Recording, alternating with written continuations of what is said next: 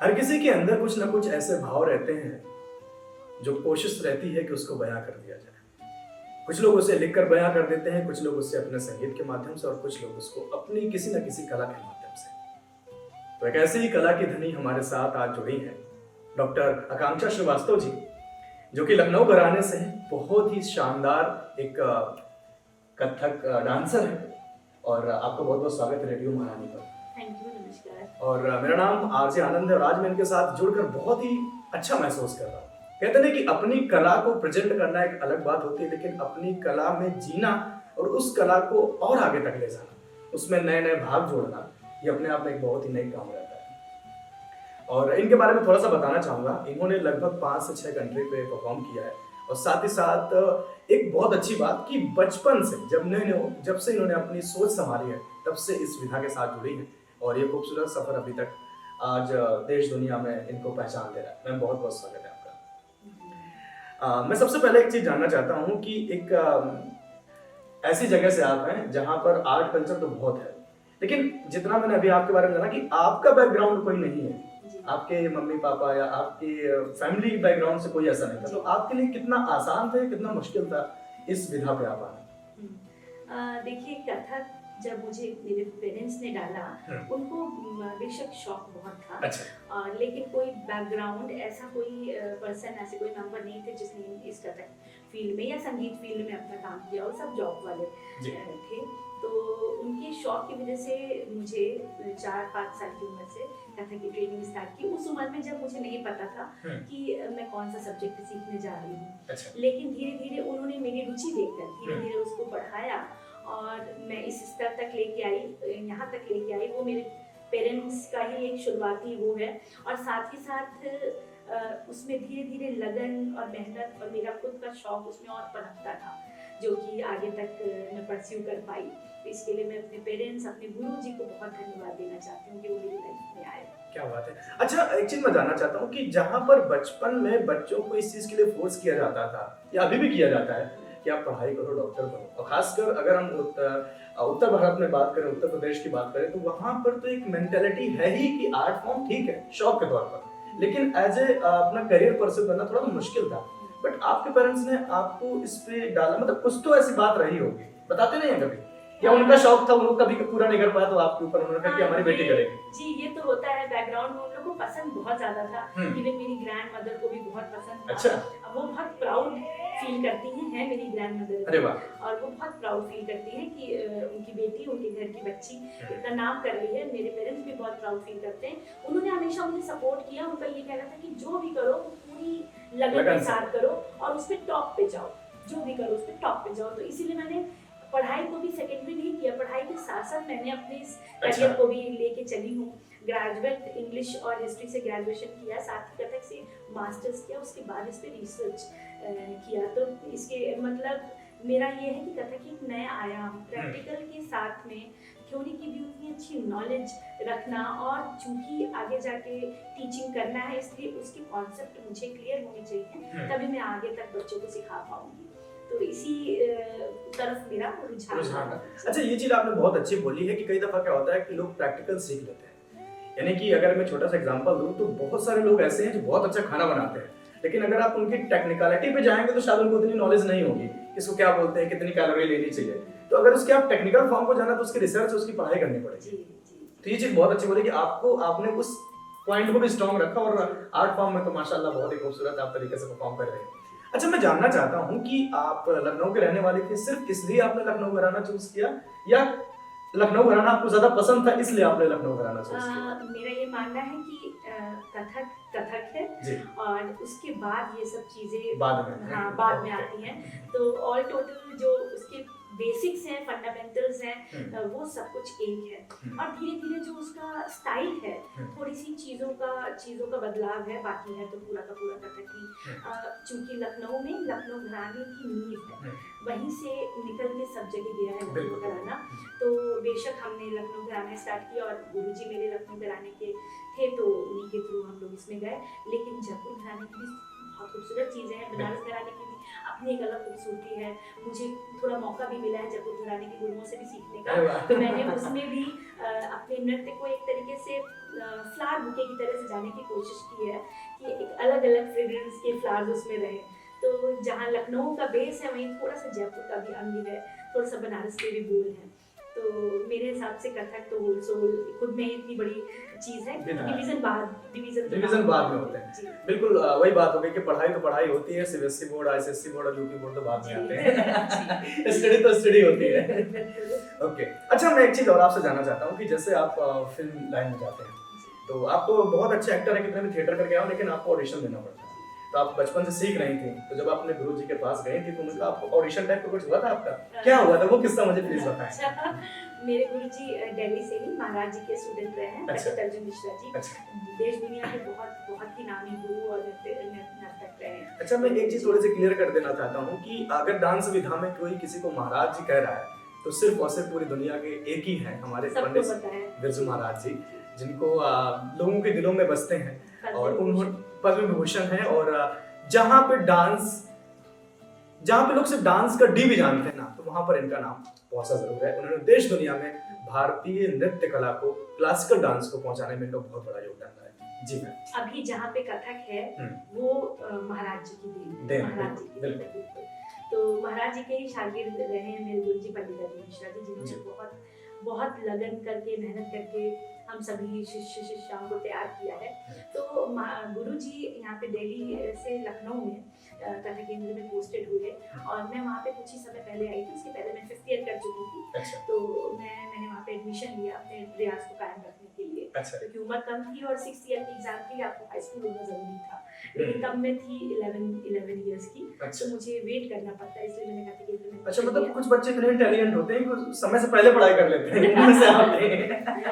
6 साल में first year हो गया, तो इस तरीके से वो तो वही चीज है। तो गुरुजी ने हमारा डांस देखा और उन्होंने मुझे अपनी क्लास में सेलेक्ट कर लिया। और मैं अपने क्लास की सबसे छोटी बच्ची थी, सारे बड़ी बड़ी लड़कियां थी, मैं अपने क्लास की सबसे छोटी थी। लेकिन गुरुजी इतनी जिम्मेदारी रखते थे कि मैं ही पढ़ंत करके सबको क्लास में सबकी प्रैक्टिस करवाती थी।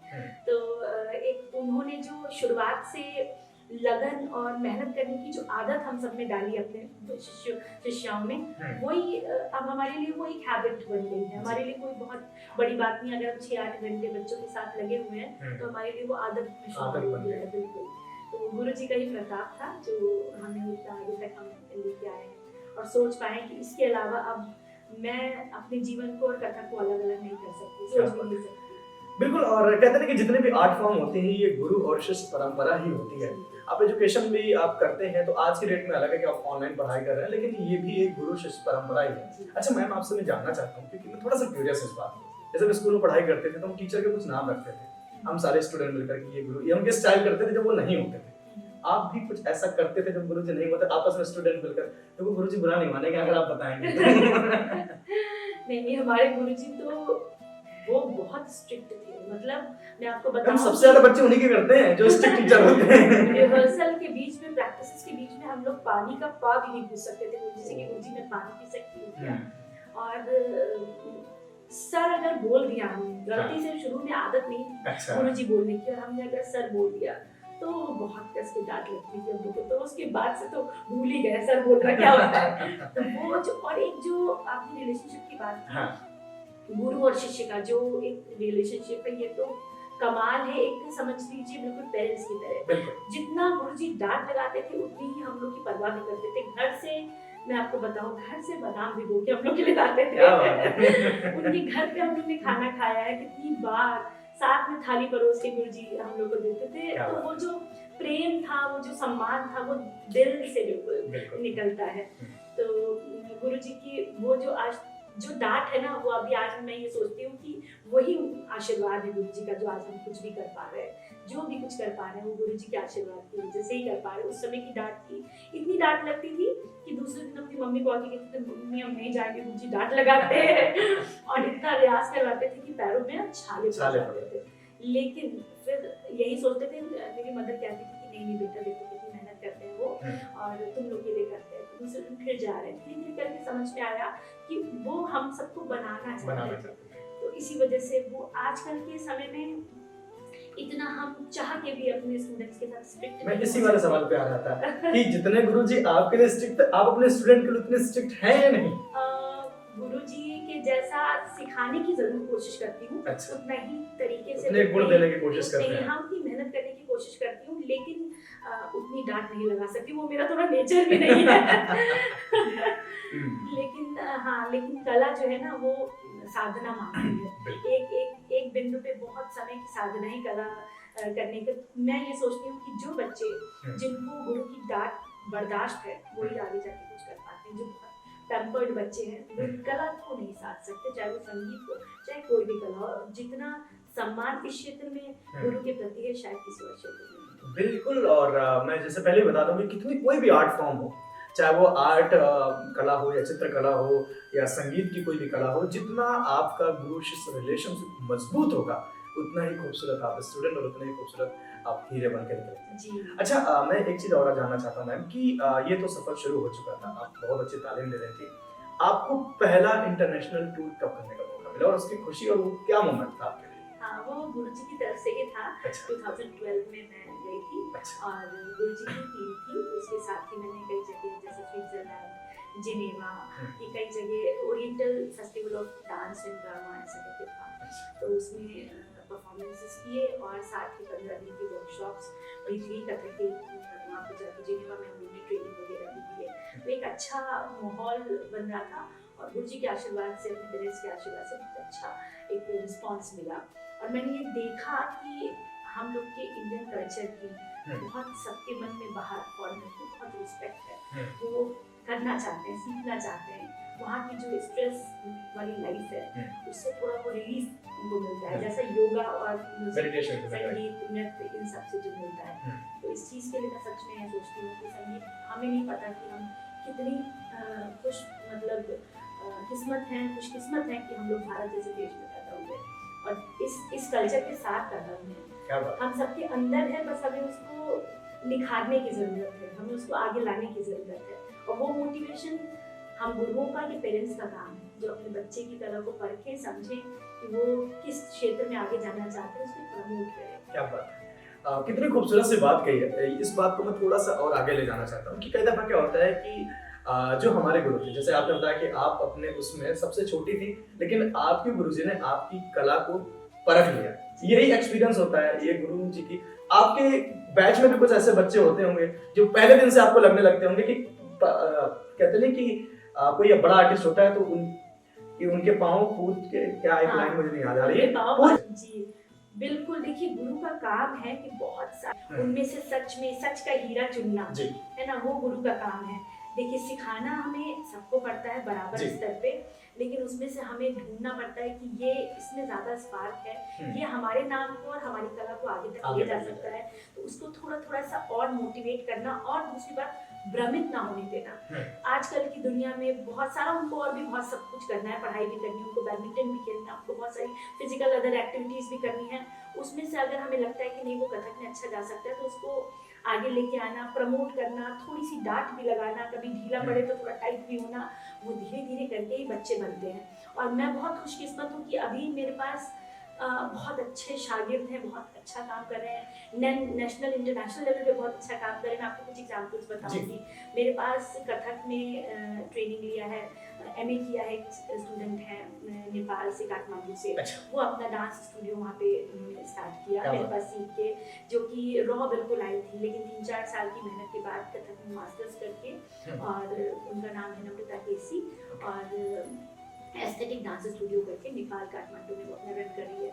और मेरी एक स्टूडेंट है ओशी निर्मानी, श्रीलंकन स्टूडेंट है, उसने मेरे पास विशारद किया है और वहाँ पे उसकी 50-60 स्टूडेंट्स है जो कि वो वहाँ पे रन कर रही है। ताजिकिस्तान में भी बहुत सारे बच्चे हैं, प्लस अमेरिका में एक यहाँ की इंडिया की लड़की है, वहाँ पे डॉक्टर अपने प्रोफेशन से, लेकिन वहाँ पे अपने कथक को परस्यू कर रही है, सिखा भी रही है। कनाडा में भी कई सारे ऐसे बच्चे हैं जो मेरे पास सीख रहे हैं और अपनी अकेडमीज वहाँ पे चला रहे हैं। तो एक वर्ल्ड वाइड भी काम चल रहा है।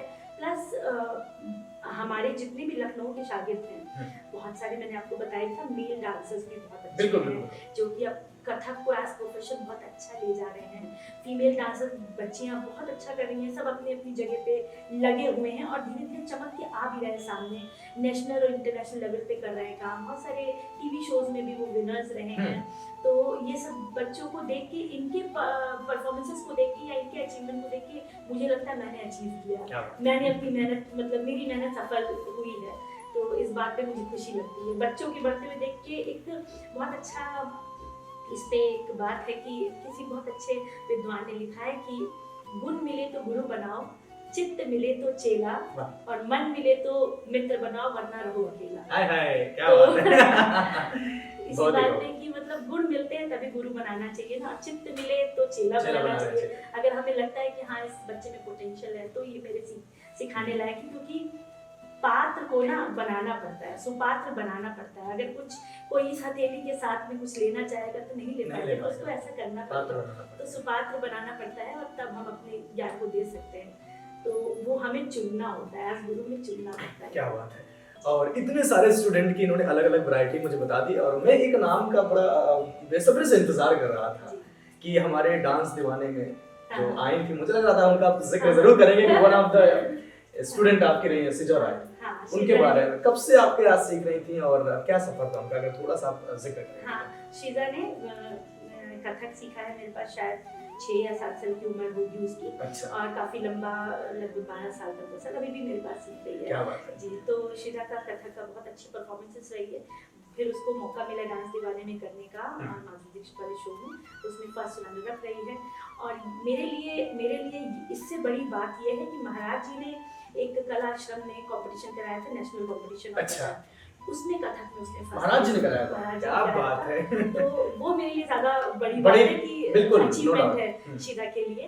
तो उसने विन किया। साथ ही और भी बहुत सारे बच्चे, मैं सिर्फ शीजा को नहीं कहूँगी, सब आगे पीछे, क्योंकि सभी एक ही मंजिल की यात्री हैं और सब आगे पीछे कर रहे हैं। अंशिका कटारिया है, नेशनल अभी उसने विन किया यूथ फेस्टिवल में। अच्छा।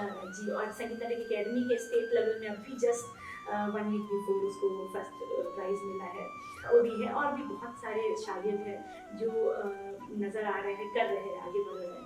तो मेरे लिए ये सब भी एक बराबर है, और बस ये है कि गुरु तो सबको एक बराबर देता है, वो बच्चे के ऊपर है कि वो कितना उसको आगे तक लेके जाता है। कहते हैं कि टीचर तो क्लास में पढ़ा रहे होते हैं, उसी क्लास में बच्चे होते हैं जो 98% लाते हैं, उसी क्लास में बच्चे होते हैं जो 4 सब्जेक्ट में जाकर 98 बना पाते हैं। तो एक ही क्लास में होते हैं, टीचर तो एक ही जैसे पढ़ा रहे होते हैं। सब बच्चे मुझे बहुत इतना मानते हैं। मैं अभी भी गुरु शिव परंपरा या जो गुरु पूर्णिमा में जो पारंपरिक चीजें होती हैं सब वो करते हैं। मैं उनको कितनी बार मना करती हूँ, लेकिन क्योंकि वो इतना मुझे स्वभाव से, मेरे काम से, उनके प्रति जो मेरा प्यार है उससे इतना प्रभावित है कि सब मुझे बहुत। आपने एक बात बोली ना कि चित्त से चित्त मिला हुआ है आपका आपके स्टूडेंट के साथ में, तो वो खूबसूरत सा संबंध एक बना हुआ है। अच्छा, मैं एक चीज और पूछना चाहता हूँ कि आजकल के जो स्टूडेंट्स को आप देख रहे हैं, और नो डाउट आजकल के स्टूडेंट मुझे ऐसा लग रहा है कि थोड़ा सा 5G स्पीड वाले हैं, चाहे वो टेक्नोलॉजी के क्षेत्र में हो या किसी भी आर्ट फॉर्म में, वो जल्दी ग्रोथ कर लेना। आई थिंक हम अपने आप को कंपेयर करते हैं तो थोड़ा सा लगता है कि हम, आपको क्या लगता है कि जिस उम्र में ये बच्चे आज जिस लेवल पर हैं, आप उस उम्र में उस लेवल पे थी? मैं ये सोचती हूँ कि जब गुरुजी वगैरह से जब मैंने कथक की ट्रेनिंग शुरू की तो हम लोगों ने अपना पूरा इस पे कॉन्सेंट्रेट करा, पढ़ाई और इसके साथ में। लेकिन अभी चूंकि बच्चों के पास और भी बहुत सारी चीजें हैं, वो बहुत जल्दी लेना चाहते हैं, थोड़ी सी स्पीड हमें भी बढ़ानी पड़ती है अपनी कराने के लिए। और हम नहीं कह सकते कि हमारे जैसा वो 8 घंटे अपने गुरुजी के सामने कर पाए। उनको अगर वो 2 घंटे दे रहे हैं तो मैं उसी 2 घंटे में उनके साथ मेहनत करने की कोशिश करती हूँ, और उनसे भी कहती हूँ कि वो भी पूरा अपना पोटेंशियल पूरा उसमें लगा के करें। मुझे पता है कि समय चेंज हुआ है और समय चेंज होना भी जरूरी है, तो उसी स्पीड के साथ गुरुओं को भी बढ़ना पड़ता है। अब गुरु एक्सपेक्ट नहीं कर सकता कि वो 4 साल 6 साल 8 साल अपने गुरु को समर्पित कर ले, उसके बाद वो जाके बनेगा। अभी के समय में उनको एकेडमिक्स में भी उतनी अच्छा परफॉर्मेंस देना है। साथ ही कथक का जो ट्रेनिंग है वो भी बदला है, ये भी एक इंस्टीट्यूट वाइज उसका सिलेबस हो गया, तो वो भी उसके हिसाब से भी चलना जरूरी होता है, समय के साथ चलना बहुत जरूरी है। तो उसी तरीके से मेरे स्टूडेंट्स भी कर रहे हैं, मैं भी करने की कोशिश कर रही हूँ। क्या बात है। और मैं भी हमने बहुत गुरु शिष्य परंपरा के बारे में बातचीत कर ली। एक सवाल मेरा आपसे है कि जब आपने शुरू किया था कथक, तब के कथक के फॉर्म को और आजकल के कथक फॉर्म जो एक अपनी वैरायटी ले चुका है, उसके कई सारे विभाग हो चुके हैं, कई सारे पार्ट हो चुके हैं अलग अलग तरीके से। आई थिंक जैसे कि आपने भी अपने डेजिग्नेशन पर लिखा है एक्सपोनेंट एंड कोरियोग्राफर, तो ये कथक गुरु से एक्सपोनेंट और कोरियोग्राफर में क्या क्या चीजें बदलाव हुए और आजकल के कथक की ऑडियंस क्या है, किस तरह का ऑडियंस कथक देखना पसंद करती है? देखिए समय पिछले कुछ लगभग 15-20 साल पहले का जो कथक था वो बहुत ऑथेंटिक था, ट्रेडिशनल था। लोग काफी लंबी परफॉर्मेंसेस देखते थे।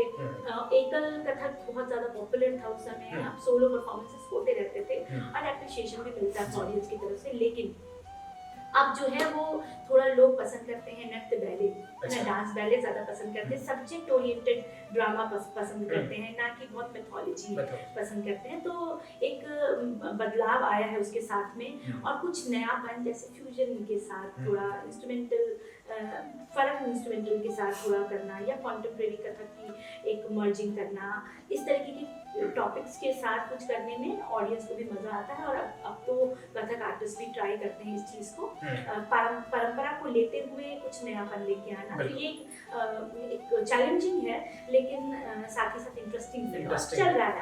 आजकल के समय में यही दौर चल रहा है। अगर कथक को जीवंत रखना है तो कुछ उसको नए समय के साथ ढलना ही पड़ेगा, और इसमें लिबर्टी है, कथक डांस में लिबर्टी है बिल्कुल ये करने की। तो उसमें अच्छा नयापन आया है। मेरे गुरुजी ने भी बहुत कुछ इसमें काम किया, साथ ही महाराज जी ने तो बिल्कुल दुनिया जानती है। अब वो गुरु के गुरु हैं आपके गुरु जी के गुरु जी हैं, तो फर्क तो होगा ही। क्या बात है। अच्छा मैम, एक चीज मैं और आपसे जानना चाहता हूँ कि जो लोग अभी आपको सुन रहे हैं या जो नए लोग इस विधा में आना चाह रहे हैं, अच्छा बीच में मैं एक चीज अभी नोटिस कर रहा हूँ कि बीच में थोड़ा सा गैप हुआ था आर्ट फॉर्म को लेकर, जहाँ पे लोग थोड़ा सा दूर हट रहे थे, लेकिन वो दौर मुझे फिर से नजर आ रहा है कि लोग अब फिर आर्ट फॉर्म की तरफ अट्रैक्ट हो रहे हैं, भले ही प्रोफेशनल तरीके से नहीं, सिर्फ शौकिया तौर पे कि हमें आना चाहिए। आज एक फिर रुझान बढ़ रहा है।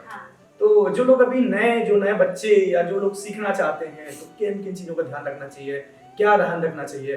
अगर वो सीख रहे हैं तो अगर वो करियर बनाना चाहते हैं तो कैसे बना सकते हैं? अगर इन चीजों को थोड़ा सा आप प्रकाश डालेंगे। मैं सोचती हूँ कि अगर कुछ भी करना है तो उसकी एक प्रॉपर ट्रेनिंग होनी बहुत जरूरी है, क्योंकि जो सॉरी टू से बट बॉलीवुड में जो कथक दिखाया जा रहा है वो कथक तो नहीं है, वो कथक नहीं है।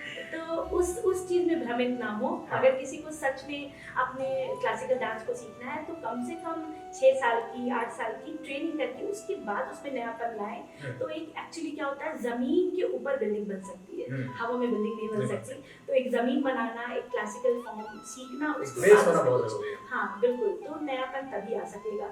तो बहुत जल्दी में कोई कला नहीं सीखी जा सकती, थोड़ा उसके साथ फोकस होना जरूरी है, एकाग्र होना जरूरी है, एक बिंदु पर आना बहुत जरूरी है। तो थोड़ा पेशेंस भी रखते हुए कोई भी क्लासिकल फॉर्म सीखना चाहिए, क्योंकि एक शास्त्रीय नृत्य कला है जो कि डिसाइडेड है, वो शास्त्रों में लिखी हुई है, उसके साथ हम छेड़खानी नहीं कर सकते, है ना। तो बेसिक मजबूत करते हुए तब उसके बाद सीखना चाहिए। बाकी तो अभी सोशल मीडिया का दौर है और बहुत कुछ चल रहा है, बहुत कुछ दिखाया जा रहा है। आजकल एक फॉर्म भी कहा गया है ना कि जो दिखता है वो दिखता है। तो जो ऑथेंटिक चीजें हैं या जो ओरिजिनल चीजें हैं उनको दिखने में थोड़ा सा वक्त लगता है, लेकिन ऐसा नहीं है कि वो चीजें नहीं है, वो स्तंभ है, उसको नहीं हिलाया जा सकता। बिल्कुल, क्या बात है। और मैम आपसे बातचीत करके मुझे बहुत मजा आ रहा है और बहुत सारी चीजें मुझे आपसे बारे में जानने का मौका मिला मुझे। और मैं एक चीज वैसे ही बोलता हूँ कि गुरु हमेशा अपनी तरफ से एक बेहतरीन चीजें हमेशा सिखाने की कोशिश करता है। मैम आने वाला कोई कॉन्सर्ट हो आपका कहीं पर, अगर लोग आपको लाइव परफॉर्मेंस देखना चाहें या आपसे जुड़ना चाहें तो उसके बारे में कुछ इन्फॉर्मेशन आप देना चाहेंगे? देखिए अभी तो फिलहाल में बहुत सारे एग्जामिनेशन का टाइम चल रहा है, तो मैं अभी रिसेंटली जल्दी जाऊंगी तो वहाँ पे एग्जामिनेशन में बता नहीं सकती हूँ कि मैं कहाँ लेने जा रही हूँ, क्योंकि थोड़ा कॉन्फिडेंशियल होता है। लेकिन एग्जामिनेशन का टाइम चल रहा है, लेकिन उसके बाद में मेरे कई सारे प्रोग्राम्स लाइन अप है अक्टूबर, नवंबर, दिसंबर में। हाँ जी, तो लखनऊ में भी और यूपी के बाहर भी कई जगह परफॉर्मेंसेस हैं, और उसकी मीटिंग के लिए मैं दिल्ली आई हुई हूँ, और मास्टर्स वगैरह के बच्चों के एग्जाम्स के लिए भी मैं आई हूँ दिल्ली में। तो जो भी आएगा मैं आपको जल्दी कन्वे करूंगी आपके रेडियो चैनल के जरिए। मैं चाहूंगी कि बहुत अच्छा लगेगा। जी। So thank you so much. और मैम से आज बातचीत की हम लोगों ने, बहुत मजा आया और होप सो कि आपने भी एंजॉय किया होगा। और बिल्कुल। वो सारी कहानियां और ज़्यादा कुछ तो नहीं, लेकिन आप एक बार गुरुजी को अपने आंखों के सामने एक बार जरूर वो भी आपके नजर आया होगा कि वो किस तरह आपको डांट रहे हैं, किस तरह आपको वो सारी चीजें हमने कोशिश की कि उनको हम एक बार फिर से रिवाइव कर सकें। और मैम के बारे में थोड़ा सा मैं एक चीज और बताना चाहूंगा कि मैम ने बहुत जगह परफॉर्म किया और बहुत बड़े बड़े डेलीगेट्स के सामने परफॉर्म किया है। चाहे उत्तर प्रदेश के हमारे माननीय मुख्यमंत्री योगी आदित्यनाथ जी रहे, उनके सामने भी परफॉर्म किया है। मैंने सॉरी टू जी जी प्लीज। Interrupt you. मैंने पूर्व राष्ट्रपति एपीजे अब्दुल अब्दुल कलाम कलाम साहब जी जी के के साथ। सामने राष्ट्रपति भवन में अच्छा 2007 में जब उनका शासनकाल था, अच्छा। तो मैंने परफॉर्म किया। साथ ही ताजिकिस्तान में मैं पोस्टेड थी आईसीसीआर की तरफ से, हम्म। तो पूर्व राष्ट्रपति रामनाथ कोविंद जी अरे वाह। हमारे सामने थे, तो उन्होंने भी बहुत अच्छा अप्रिशिएट किया, सम्मान दिया। और साथ ही नितिन गडकरी जी, सुषमा स्वराज जी के सामने, क्या बात इन सबके सामने भी परफॉर्मेंस दी है। तो मैं बहुत लकी हूँ कि इतने बड़े दिग्गज और मतलब लोगों के सामने, जो कि एक हम लोग के राष्ट्र का गौरव है, मुझे परफॉर्म करने का मौका मिला है। ये बात आपने कही, वो राष्ट्र का गौरव है और कहीं ना कहीं उस राष्ट्र के गौरव को गौरवान्वित आप लोग करते हैं अपने आर्ट के थ्रू। ये आपकी आर्ट है जो आपको वहां तक लेके जाती है और उस मंच को और भी ज्यादा शोभान्वित करती है। मैम बहुत बहुत शुक्रिया, थैंक यू सो मच हमारे साथ जुड़ने के लिए और ये प्यारी सी बातचीत करने के लिए। Thank you so much. और हमारे साथ आज जुड़े थे डॉक्टर आकांक्षा श्रीवास्तव जी, लखनऊ घराने से, जो कि कथक नृत्यिका है। और इनकी हमारे साथ ये बातचीत आपको कैसे लगी आप जरूर बताएं, कमेंट जरूर करके बताएं। और बाकी हमारे साथ जुड़े रहें, फिर से मुलाकात होगी किसी खास मेहमान के साथ। अभी कहीं मत जाए, सुनते रहे रेडियो महारानी, कुछ हटके।